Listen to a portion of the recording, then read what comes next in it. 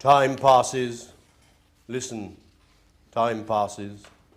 A rat scurries home past the shored-up hulk of Bethesda Chapel. Dawn does not break here. It gets lighter by imperceptible degrees, and when it reaches a brighter shade of gloom, you assume that night is done and day begun. Stand on this hill. This is Llanbry's hill, old as the hills, squat, grey and desolate.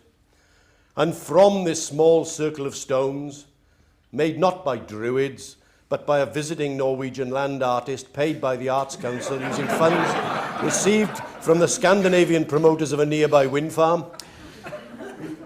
you can see all of the town comatose below you, like debris draped in that drab, damp drizzle. Fewer than 100,000 souls inhabit this appalling, sprawling, rundown seaside town, which may indeed be called a backwater of life, with all disrespect to its natives. Though there is little to attract the tourist or culture vulture, a psychogeographer might spend time drifting through its dreary housing estates, bleak business parks, forgotten and forlorn factories, and misguided and much derided quarters designated by unsuccessful regeneration projects. If academically inclined, he might find sanctuary in its university, an ill-matched agglomeration of former technical and teacher training colleges, or visit its museum. There he can see the replica of the first Ordnance Survey map of the town. Available at gift shop, if open. The once tiny fishing port which grew swollen, boosted by immigration and bloated by industry, a town which spewed inland and along the coast, a town which grew by virtue of being halfway between where things were and where some people thought those things could be sold more profitably. Fortunes were made, but the wealth never stayed.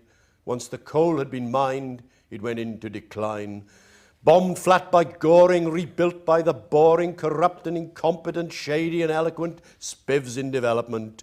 Black marketeers who built brand new careers in post-war construction and further destruction. Together they planned and worked hand in hand in a free-for-all market for derelict land. Concrete built, once bright and white, now stained and grey decay and blight the sight. See what they made. That is what the future looked like many years ago. Now the armoured shutters of the empty shops shun sun. Some say the very light of day in towns where people have no pay or time to play. Look out from this ancient hill, out beyond the frayed edge of the town in folded fields like eider downs. In the slightly cleaner air, self-made millionaires display their savoir-faire in unseemly piles of second-hand style. A country mile from the rank and file, pop in the corks in their own South Forks with gated drives and trophy wives. Rain puddles the patios of prefabricated ponderosas and pours from the palatial porches and penis extension Porsches.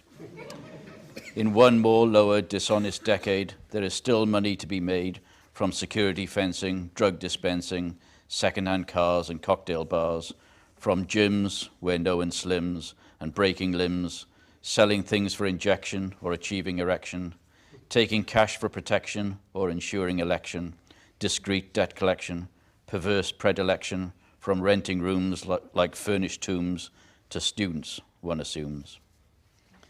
Those with the ready cash and foresight have invested heavily in the adjoining farmland, a literal form of hedge betting. The recession has temporarily halted the relentless outward march of the outer suburbs and the threatened invasion of green fields by grey people in orange houses. But speculative development will resume one day. In that event, they will be insulated or more than compensated. Planning permissions can be procured, opportunistic and unplanned, consent on demand if you pay the backhand. Take the pain of the capital gain and retire to Spain.